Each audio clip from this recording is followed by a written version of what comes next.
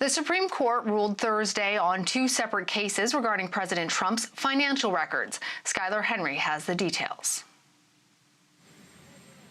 President Trump's years-long battle to keep his financial records secret culminated in today's Supreme Court ruling. In two separate opinions, with the justices splitting 7-2, the court ruled the president can block the release of his records to Congress, returning the case to the lower courts.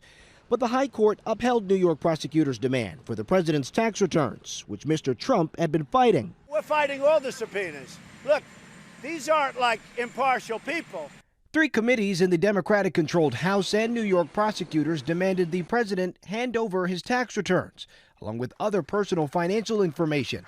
The court heard more than 3 hours of arguments in May. There is a long, long history of Congress seeking records and getting them. At some point, there's a straw that breaks the camel's back. President Trump's lawyers called the subpoenas overreach, arguing the president is immune from criminal prosecution while he's in office. The presidency is being harassed.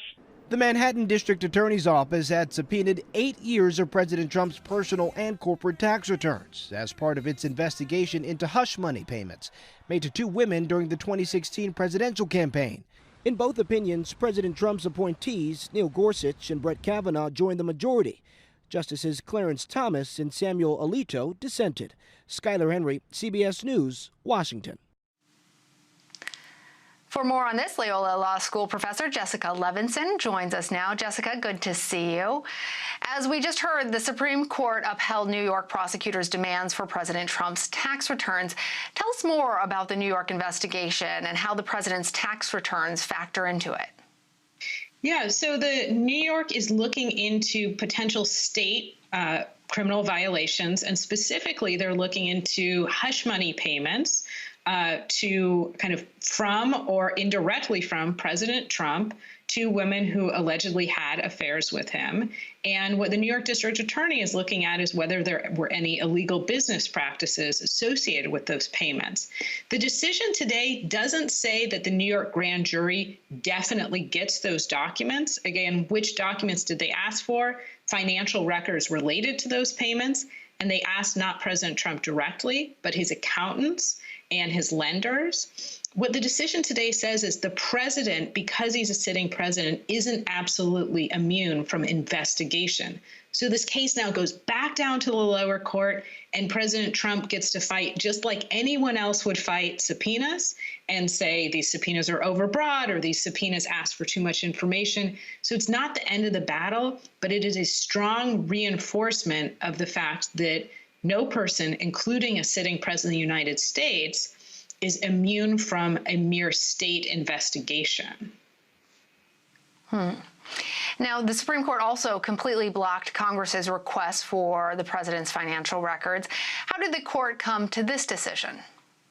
Yeah, so this was a question, as you said, as we saw in the intro, dealing with 3 different congressional committees. They again subpoenaed the president's personal financial records. There's no issue here about official presidential records. There's no questions here about executive privilege or national security. So they subpoenaed the president's personal financial records. They asked again for this from the president's accountant and from his lender. And they said, we need this information because we're looking at potential government ethics laws. We need this information because we're looking at the potential foreign influence in domestic elections. And what the court today said is basically the same thing. Congress, go back down to the lower courts. When it comes to a sitting president, you have to show a little bit more than you would if you were just asking John Smith for this information. And so you have to show a heightened standard, basically, that you really need this information from the president's accountants and lenders. It might be hard for Congress to satisfy that standard. We don't know yet, but we know it's kind of a mixed ruling for the president. It's not exactly what he wanted. It's also not exactly what Congress wanted. The punchline for the public is because this case was sent back, it's very, very unlikely that the public will see President Trump's financial information before the 2020 election. Oh, that was just what I was going to ask you, Jessica. Sorry. So, no, please, you provide the information. I appreciate it. So I'm wondering if you can tell us a little bit more about the dissenting arguments in both cases regarding the president's financial records. Sure, or I won't trample on your previous question, which is probably if it looks like it. Well, if it looks like it's a win this is a for conversation, and I think what people really want to know is whether or not President Trump's tax returns are going to be seen by them before the November election. I remember when I was covering the election and the White House that the original argument was eventually it's going to come, and now it seems less likely that they are saying that we are eager to show them to you. We just have to finish this audit. They're still talking about the audit, but it doesn't seem like they're still committing to showing the president's tax returns at any point. So this brings up a couple of really important points, which is one, why was this a Supreme Court case at all? Because typically speaking, in the vast, vast majority of cases, presidential candidates turn over their tax returns. They provide the public with that information.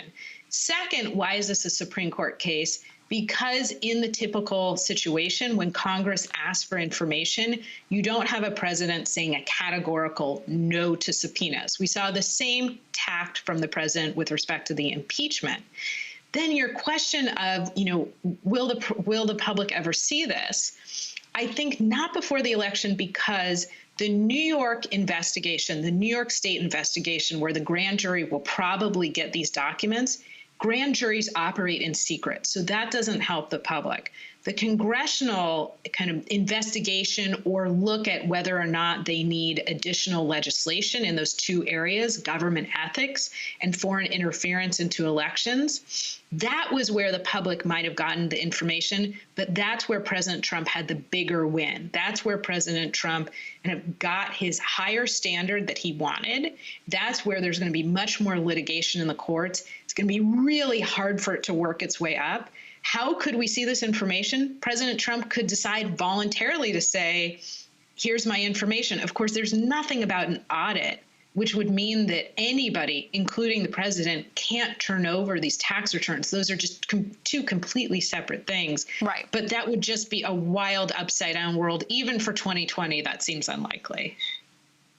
All right. Jessica Levinson, thank you for joining us. Thank you.